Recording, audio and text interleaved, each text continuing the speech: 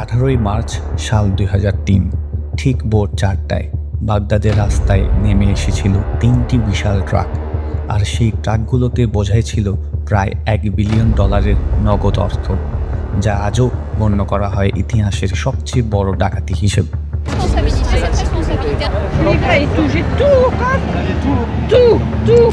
অবাক করা বিষয় হলো, এই বিশাল অঙ্কের টাকা লুট করতে কোনো অস্ত্রধারী বাহিনী, কোনো সুড়ঙ্গ কিংবা কোনো জটিল পরিকল্পনার দরকার হয়নি। শুধু একটি হাতে লেখা চিরকুট দিয়েই পুরো কাজটি করা হয়েছিল। কারণ যিনি এই চিরকুট নিয়ে সেন্ট্রাল ব্যাংক অফ ইরাকের দরজায় হাজির হয়েছিলেন, তিনি ছিলেন খোদ ইরাকের প্রেসিডেন্ট সাদ্দাম হোসেনের ছেলে কুসাই হোসেন। আর সেই চিরকুটে লেখা ছিল তার বাবার সরাসরি নির্দেশ। এই ঘটনার প্রেক্ষাপট বুঝতে হলে একটু পিছনে ফিরে যেতে হবে। কারণ 2003 সালের মার্চ মাসের শুরু থেকেই গোটা বিশ্ব জানত যে আমেরিকান নেতৃত্বাধীন জোট বাহিনী ইরাকে হামলা চালানোর প্রস্তুতি নিচ্ছে। জাতিসংঘের অনুমোদন ছাড়াই আমেরিকা আর ব্রিটেন ঘোষণা দিয়েছিল যে সাদ্দাম হোসেনের কাছে গণবিধ্বংসী অস্ত্র থাকার অভিযোগে তারা অভিযান চালাবে। আর এই খবর সাদ্দাম হোসেনের কাছেও পৌঁছে গিয়েছিল। তিনি বুঝতে পেরেছিলেন যে বোমা হামলা শুরু হলে তার দেশের অর্থনৈতিক অবস্থা ভেঙে পড়ার আশঙ্কা রয়েছে। তাই হামলা শুরু হওয়ার ঠিক আগেই তিনি সিদ্ধান্ত নেন যে দেশের রিজার্ভের প্রায় 1/4 নগদ অর্থ তিনি সরিয়ে নেবেন। আর এই দায়িত্ব তিনি দিয়েছিলেন তার ছোট ছেলে কুসাই হোসেনকে, যিনি তার বড় ভাই উদয় হোসেনের মতো প্রকাশ্যে অত বেশি আলোচিত ছিলেন না। তবে ভেতরে ভেতরে তিনি ছিলেন সাদ্দাম হোসেনের সবচেয়ে বিশ্বস্ত মানুষ। ব্যাংকে পৌঁছেই কুসাই হোসেন ব্যাংক কর্মকর্তাদের সামনে তার বাবার স্বাক্ষর করা সেই চিরকুটটি তুলে ধরেন, যাতে স্পষ্ট নির্দেশ ছিল যে ঠিক কত ডলার আর কত ইরানি দিনার তোলা হবে। আর ব্যাংক তখনও সরকারিভাবে খোলার সময়ও হয়নি। তবুও কোনো কর্মকর্তা প্রেসিডেন্টের প্রত্যক্ষ আদেশ অমান্য করার সাহস দেখাননি। কারণ সাদ্দাম হোসেনের শাসনামলকালে এমন আদেশ অমান্য করার পরিণতি ছিল ভয়াবহ। ফলে সারা রাত ধরে শ্রমিকরা বাক্সে বাক্সে টাকা ভরে ট্রাকে তুলে দেন। সর্বমোট প্রায় 920 মিলিয়ন থেকে $1.4 বিলিয়ন সমমূল্য নগদ অর্থ 3টি ট্রাকে বোঝাই করে সরিয়ে ফেলা হয়, যা ছিল ইরাকের মোট বৈদেশিক মুদ্রার একটি বড় অংশ। এখন প্রশ্ন হলো, একজন রাষ্ট্রপ্রধান যদি নিজের দেশের কেন্দ্রীয় ব্যাংক থেকে নিজের ক্ষমতা বলে এভাবে টাকা তুলে নেন, তাহলে সেটা কি আসলেই ডাকাতি বলা উচিত, নাকি স্রেফ একজন স্বৈরশাসকের ক্ষমতার অপব্যবহার? কারণ আইনি দিক থেকে একটি প্রশ্নবিদ্ধ থেকেই যায়, দেশের সর্বময় ক্ষমতার অধিকারী একজন মানুষ কিভাবে নিজের দেশের টাকা চুরি করতে পারেন? আপনার কি মতামত কমেন্টে জানান।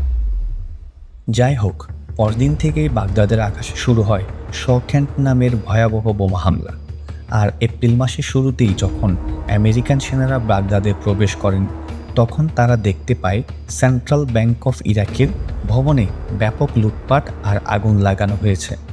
প্রথমে সবাই ভেবেছিল সাধারণ কোনো লুটেরা হয়তো এই কাজটি করেছে, কিন্তু তদন্তে বেরিয়ে আসে আসল সত্য। বোমা পড়ারও আগেই খোদ দেশের প্রেসিডেন্ট পরিবার নিজেই সেই টাকা সরিয়ে ফেলেছিল। এরপর শুরু হয় নাটকীয় খোঁজাখুঁজি। আমেরিকান গোয়েন্দারা প্রথমে ভেবেছিলেন হয়তো এই বিশাল অঙ্কের টাকা সীমান্ত পার করে সিরিয়ায় পাচার করার চেষ্টা চলছে। সিরিয়া সীমান্তের কাছে মার্কিন স্পেশাল ফোর্সের একটি দল এমন কিছু ট্রাক দেখার কথাও জানে, যেগুলো বর্ণনার সাথে মিলে যাচ্ছিল। তবে আসল টাকার হদিস মিলে অন্য জায়গায়। কয়েক মাস পর মার্কিন ট্রেজারি বিভাগের কর্মকর্তারা সাদ্দাম হোসেনের একটি বিলাসবহুল প্রাসাদে তল্লাশি চালায়। সেখানে খুঁজে পায় $650 মিলিয়ন, যা অত্যন্ত পরিপাটিভাবে 191টি ধাতব বাক্সে সাজানো ছিল। প্রতিটি বাক্সে ছিল প্যাকিং স্লিপ পর্যন্ত, যেন কেউ হিসাব করেই টাকাগুলো গুছিয়ে রেখেছিল। প্রথমে একজন ইরাকি কর্মকর্তা দাবি করেছিলেন এই টাকা হয়তো উদয় হোসেনের ব্যক্তিগত সঞ্চয়, কারণ উদয় হোসেন নগদ টাকা মজুত রাখতে বেশি প্রচলিত ছিলেন। তবে পরবর্তীতে নিউ ইয়র্ক টাইমসের একটি প্রতিবেদনে জানা যায় যে লুট হওয়ার প্রায় পুরো টাকাই শেষ পর্যন্ত উদ্ধার করা সম্ভব হয়েছিল। যদিও কিছু হিসেব অনুযায়ী প্রায় $350 মিলিয়ন কোনো স্পষ্ট হদিস আজও পাওয়া যায়নি। সেই বাকি টাকা কোথায় গেল তা নিয়ে এখনও নানা তথ্য প্রচলিত আছে। এই ঘটনার পরিণতিও ছিল নাটকীয়। 2003 সালের 22শে জুলাই ঘটনার মাত্র কয়েক মাস পরেই মাসুল শহরের একটি ভিলায় মার্কিন সেনাবাহিনীর 111তম এয়ারবোর্ন ডিভিশন আর স্পেশাল ফোর্সের একটি অভিযানে গোলাগুলিতে নিহত হন কুশাই হোসেন আর তার ভাই উদয় হোসেন। আর এই বাড়ির মালিক তাদের অবস্থান সম্পর্কে খবর দিয়েছিলেন। তিনি পরবর্তীতে আমেরিকান নাগরিকত্ব আর প্রায় $30 মিলিয়ন পুরস্কার পেয়েছিলেন। এরপর সেই বছরের ডিসেম্বরেই তিকরিতের কাছে একটি ছোট খামার বাড়ির নিচেই লুকিয়ে থাকা অবস্থায় ধরা পড়েন স্বয়ং সাদ্দাম হোসেন। 2006 সালের ডিসেম্বরে তাকে ফাঁসি দেওয়া হয়। এখন মজার ব্যাপার হলো, ইরাকের এই ব্যাংক ডাকাতির 4 বছর পরেও আরেকটি বিশাল ডাকাতির ঘটনা ঘটে যায়। একই দেশে 2007 সালে 11 জুলাই বাগদাদের দার এস সালাম ব্যাংকে সকালবেলা কর্মকর্তারা এসে দেখেন রাতারাতি ভল্ট খালি হয়ে গিয়েছে। প্রায় $282 মিলিয়ন উধাও। আর তদন্তে বেরিয়ে আসে যে এই কাজটি করেছিল খোদ ব্যাংকের নিরাপত্তা কর্মীরাই, অর্থাৎ যাদের টাকা পাহারা দেওয়ার কথা ছিল তারাই রাতের অন্ধকারে সব টাকা সরিয়ে ফেলে। এই ঘটনা আজও গণ্য বিশ্বের দ্বিতীয় সর্ববৃহৎ ব্যাংক ডাকাতি হিসেবে। তবে ইরাকের সেন্ট্রাল ব্যাংকের ঘটনার তুলনায় এটা তবু অনেকটা ছোট, কারণ সেই ঘটনা লুট হয়েছিল প্রায় $1 বিলিয়ন, যা আজকের হিসেবে একটা দানবীয় অঙ্ক। আর সবচেয়ে অদ্ভুত ব্যাপার হলো, এই টাকা সরাতে কোনো অস্ত্র, কোনো বিস্ফোরক কিংবা কোনো সাইবার হ্যাকিংয়ের দরকার হয়নি।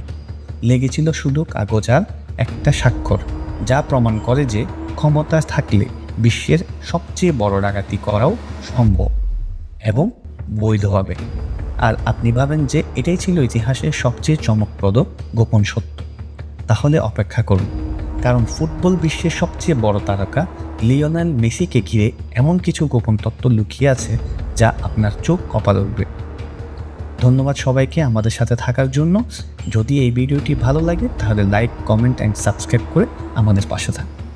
ধন্যবাদ।